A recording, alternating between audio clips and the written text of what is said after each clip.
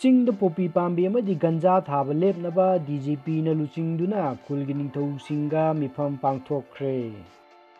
मणिपुर की चिंग तोान तोान मफम सिंगदा चिंगमीसिंगना पोपी पाबी पाक सना थादुना पोपीदगी ड्रग मखल कया सुंबगी थबक चथरिबासी NDNPS एक्ट की थबक तौबनी आइन यादव पोपी अमसुंग गंजा पाबी पाक सना थाबा असी लेपनबगिदमक्ता ngasi ayuk pung 13 मखाइदगिना पुंग अमा मखाइ फाउबा Manipur police headquarter director general of police ओइरिबा LM खौते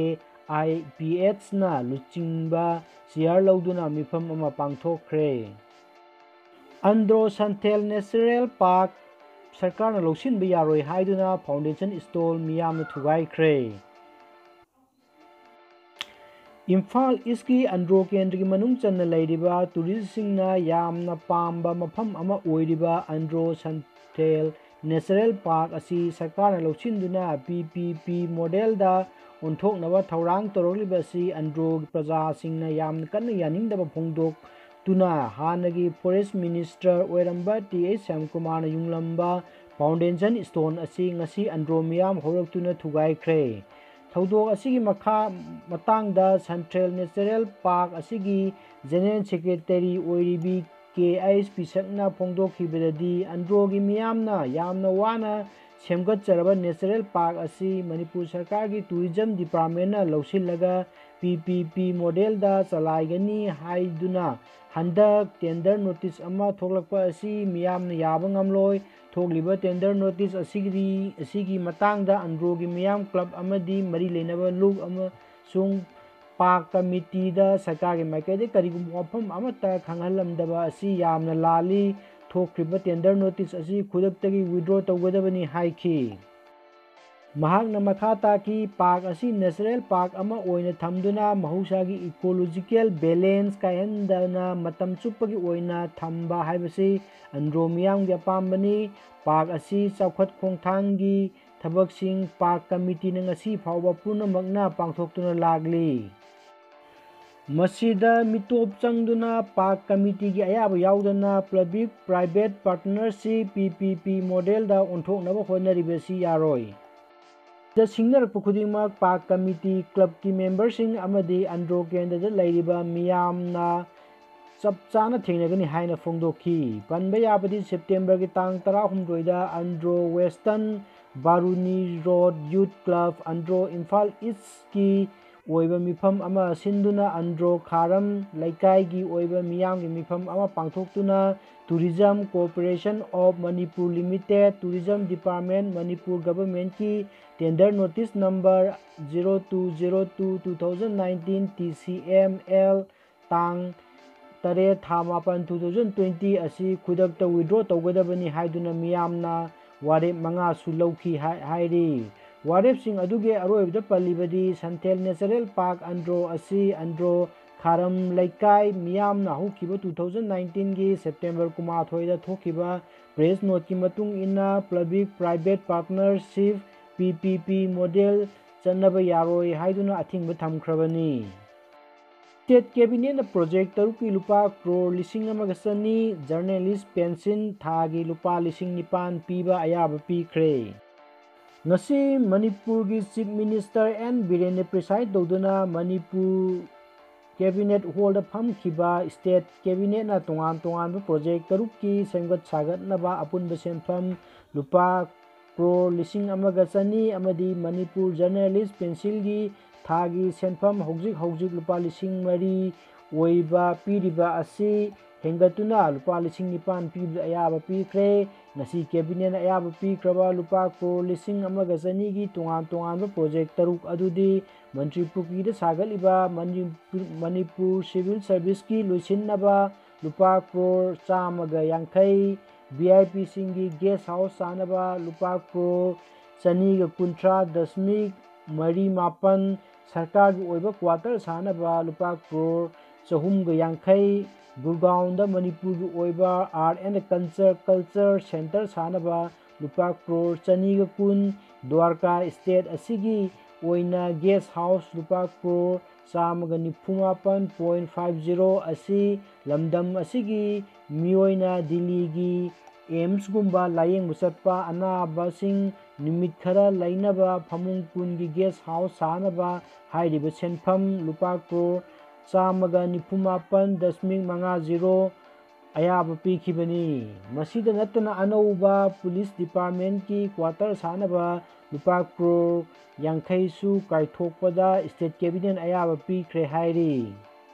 स्टेट कैबिनेट लुपा करोड़ 1,200 कायथोक्तुना अयाब पीखिबा असि लमदम असिगी अनौबा डेवलपमेंट अमदी सोयदना पुरकलगनी हाइना अखंग अहि कयाना फोंदोरकली अमरोमदा गुरगांव आर्ट एंड कल्चर सागदौरिबा असि द्वारकीदा स्टेट गेस्ट हाउस अमा सागदौरिबा असिमक लमदम असिगी मियामगी ओइबा सरकार असिगी अखन्नबा मियेंग अमगी मखादा पाइखलपा चौखट थौरांगनी हाइरी union health minister doctor Harshvardhan हाइख्रे कोविड-19 की वैक्सीन अहुम फेज अमगी एडवांस ओइरे हौजिक वैक्सीन अहुम असी फेज 2 की स्टेज क्लिनिकल ट्रायल चथनब थौरांग तौरे अदुमकपु वैक्सीन सिंग असी करम मतमदा पुथोकदगे हाइबदी चपचाना मतम अमा लैत्रि वाफम असी ngasi लोक सभादा हक्सेल मंत्री डॉक्टर हर्षवर्धन फोंदोखिबनी महांगना मखा तारदुना मालेमगी ओइना कोरोना वायरस ना नाबा अतै लेबाक सिंग कयागा येंगनबदा भारत असी असुकी मतिक नेम्बा लैबगा लोइनना मी सिबगी चांग मालेमगी लेबाक कयागा येंगनबदा अदुकी मतिक हंथरी लेबाक असिदा हौजिक फावबदा लाख 10 हेन्ना टेस्ट तौबा ngamle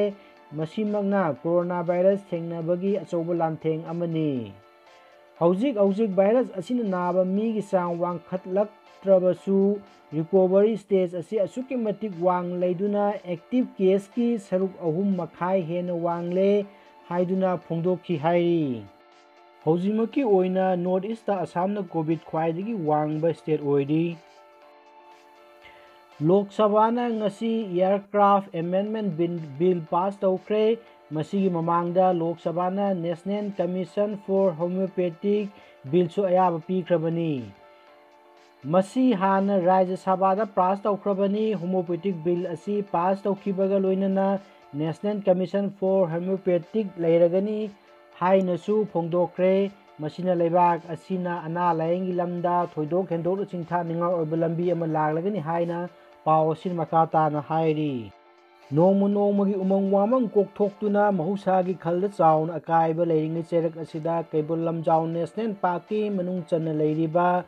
सिंगमई चिंगी उसान पांबी कया लेप लेतना हुरालनादा फॉरेस्ट डिपार्टमेंट ना यानथत्तुना उमंग कोकथोकपबु कैबुल लमजाउ की कोइबद लेरिबा क्लब संस्थान कयाना यामना कन्ना यानिंगदबा फोंदोरगली बिष्णुपुर डिस्ट्रिक्ट की मरु ओइबा कैथेल अमा ओइरिबा नंबोल कैथेलदा ngarangdagi hauna mi tinbagi chang angakpa phangna wangkhatkhre social distancing नाक्तना पोचै योनबा अमदि लेबगी थबक चथरकपा सिना तमथीरबा लाइचत अमा ओइरकलिबा कोरोना वायरस संदोकपा याबगी अकीबा लेबना ग्रोसरी दुकान नतबा अतै पोलमसिंग योनबा दुकानसिंग अमदि नंबोल कैथेन फंबा हयेंदगी मतम कक्तना थिंजिल्ले हाइना नंबोल अपुनबा नुपी लुपना फोंदोखरे लुप असिगी सेक्रेटरी एंड प्रोमिलाना फोंदोखिबदा ग्रोसरी दुकानसिंग असी अयु पुंग 8 तगी नुंथिन पुंग 2 फावबा हांगबा यागनी कनागुंबा SOP ngaktana दुकान फमलंबा थेंगनरबदी खुदक्ता दुकान थिंजिनगनी अतई पोलमसिंग योनबसिंगसु अथु मतमदा चना कांगलोन लाउथोकदबनी हाइरिबसिंग असी मियामगी याइफनबा लोइनना लाइचत असिदगी ngakthoकनगो लौखटपा खोंथांगनी हाइखी प्राइम मिनिस्टर नरेंद्र मोदी की 100 सुबा मपोक कुमोन ngasi नुमित खांगबोकदा पांगथोखरे जननेता इराबोत की 115 सुबा मपोक कुमोन थौरम लागलिबा सेप्टेम्बर 19 दगी हौरगा सही अमा सुमना पांगथोकनी सरकारना स्टेट फंक्शन अमा ओइना लाउथोखरबनिना स्टेट लेवल कमिटी अमा सेम्बियु हाइना जननेता Hijam इराबोत Sinha birthday celebration committee पौना बाजार ना हाइरी कमिटी असिना प्रेस थादोरप चेरोल असिना हाइबा जननेता हिजम इराबोत की सही 115 सुबा मपोक कुमोन थौरम असे जननेता के बर्थडे सेलिब्रेशन कमिटी इम्फाल ना सिंदुना सेप्टेम्बर 19 दगी हौदुना 2021 की सेप्टेम्बर 19 पाउबा सही अमा सुमना मणिपुर मनुंग अमदी मपानदा पांगथोकनबा लेमनखरे हाइरी ꯍꯌꯦꯡ 16 ꯁꯦꯞꯇꯦꯝꯕꯔ 2020 ꯒꯤ ꯔꯥꯁꯤꯐꯣꯜ ꯃꯦꯁ ꯑꯐꯕ ꯐꯠꯇꯕ ꯌꯥꯅꯩ ꯕ꯭ꯔꯤꯖ ꯑꯀꯥꯎꯕ ꯋꯥꯈꯜ ꯇꯧꯕꯗ ꯆꯔꯥꯡꯅꯕ ꯀꯌꯥ ꯐꯕ ꯌꯧꯗꯦ ꯃꯤꯊꯨꯟ ꯀꯌꯥ ꯐꯕ ꯌꯧꯗꯦ ꯀꯔꯀꯠ ꯑꯐꯕ ꯑꯣꯏ ꯁꯤꯡꯍ ꯀꯌꯥ ꯐꯕ ꯌꯧꯗꯦ ꯀꯩꯅ꯭ꯌꯥ ꯑꯀꯤ ꯇꯨꯖꯨꯡꯕ ꯆꯔꯥꯡꯅꯕ ꯂꯩ ꯇꯨꯂꯥ ꯀꯌꯥ ꯐꯕ ꯌꯧꯗꯦ ꯕ꯭ꯔꯤꯖ ꯑꯐꯕ ꯑꯣꯏ ꯙꯅꯨ ꯁꯥꯟꯇꯤ ꯐꯪꯗꯦ ꯆꯔꯥꯡꯅꯩ ꯃꯀꯔ ꯑꯋꯥꯕ ꯑꯣꯏ ꯀꯌా ꯐꯕ ꯌꯧꯗꯦ ꯀꯨꯝꯚ ꯎꯪꯕ ꯆꯔꯥꯡꯅꯕ ꯋꯥꯈꯜ ꯐꯛꯆꯤꯟꯕ ꯑꯣꯏ ꯗꯥꯎ ꯌꯥꯗꯦ ꯃꯤꯅꯥ ꯀꯌꯥ ꯐꯕ ꯌꯧꯗꯦ꯫ ꯉꯁꯤꯒꯤꯗꯤ ꯃꯇꯥꯡ ꯑꯁꯤꯗ ꯄꯥꯎꯗꯝꯅ ꯄꯤꯖꯕ ꯄꯥꯎꯁꯤꯡ ꯂꯣꯏꯁꯤꯟꯖꯔꯦ꯫ ꯌꯦꯡꯕꯤꯔꯤꯕ ꯃꯤꯄꯨꯝ ꯈꯨꯗꯤꯡꯃꯛꯄꯨ ꯊꯥꯒꯠꯄ ꯐꯣꯡꯗꯣꯛꯆꯔꯤ꯫